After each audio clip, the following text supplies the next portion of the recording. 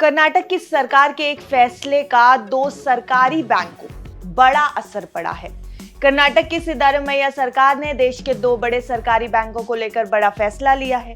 कर्नाटक सरकार ने अपने सभी सरकारी विभागों को आदेश दिया है कि वो पंजाब नेशनल बैंक यानी पीएनबी और स्टेट बैंक ऑफ इंडिया यानी एसबीआई के अकाउंट से अपने सभी ट्रांजैक्शंस बंद कर दे।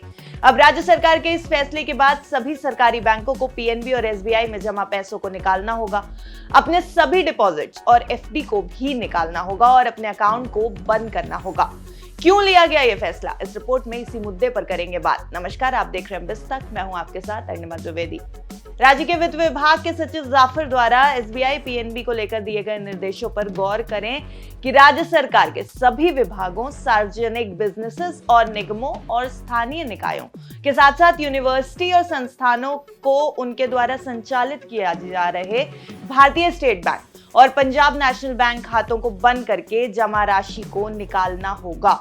कर्नाटक में सरकारी विभागों के ज्यादातर खाते इन्हीं दोनों बैंक से संचालित किए जा रहे हैं। अब सरकार की ओर से एसबीआई और पीएनबी में जमा धन के दुरुपयोग का आरोप लगाते हुए ये निर्देश तत्काल प्रभाव से लागू कर दिए गए। दोनों ही बैंकों में राज्य के सरकारी विभाग अपना पैसा ना डालें और किसी भी तरह का ट्रांजैक्शन ना करें। इसके साथ ही सीएम सिद्धारमैया के आदेश के अनुसार वित्त विभाग के सचिव डॉक्टर जाफर ने ये निर्देश भी जारी किए हैं कि दोनों बैंकों में रखी सभी एफडीज को 9 सितंबर तक बंद करा लिया जाए। लेकिन आखिर सरकार को ये फैसला लेना क्यों पड़ा, ये कदम क्यों उठाना पड़ा? सरकार के मुताबिक इन दोनों बैंकों में जमा सरकारी धन के दुरुपयोग के आरोपों के बीच ये फैसला आया है। सरकार की ओर से कड़े शब्दों में कहा गया है कि कथित दुरुपयोग के बारे में कई बार चेतावनी दिए जाने के बाद भी एसबीआई और पीएनबी ने अपनी ओर से कोई कदम नहीं उठाया, जिसकी वजह से ये फैसला लिया गया।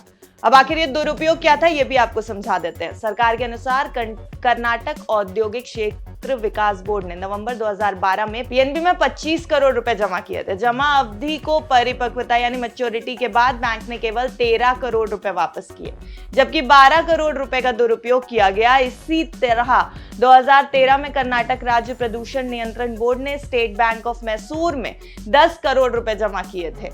आरोप है कि बैंक ने सारी रकम को एक लोन में समायोजित कर दिया और जमा राशि वापस करने से मना कर दिया। दोनों मामले अदालत में लंबित हैं। गौरतलब है कि सरकारी विभागों के ज्यादातर फाइनेंशियल कामकाज इन्हीं दो बैंकों के साथ हो रहे थे।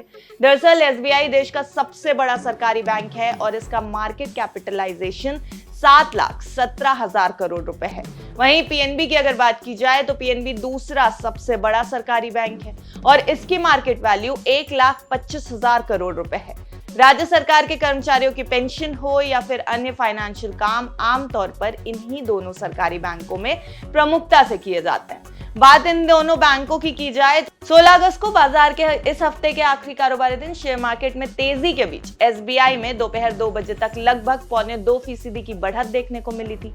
यह स्टॉक बीते 6 महीने में अपने निवेशकों को 8% तक का रिटर्न कमा कर दे चुका है। वहीं बात अगर पीएनबी की जाए तो बैंकिंग स्टॉक में लगभग 1% की गिरावट दर्ज की गई। यह इकलौता स्टॉक रहा जो बैंक निफ्टी के लूजर्स में शामिल था। बीते 6 महीनों पर अगर नजर डालें तो पीएनबी में 13% से ज्यादा की गिरावट रही है। अब कर्नाटक सरकार के इस एसबीआई और पीएनबी को लेकर आए बड़े फैसले का इन दोनों पीएसयू बैंक्स पर क्या असर पड़ेगा?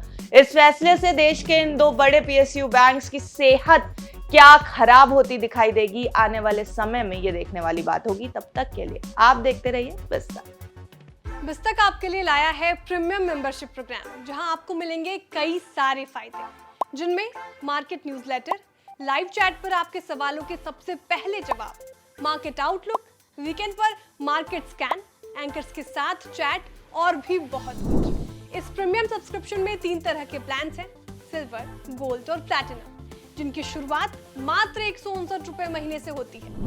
इससे जुड़ना भी बेहद आसान है। बिस्तक के YouTube चैनल पर जाएं, ज्वाइन बटन पर क्लिक करें और अपना प्लान सिलेक्ट करें। बस बन गए आप हमारे प्रीमियम मेंबर।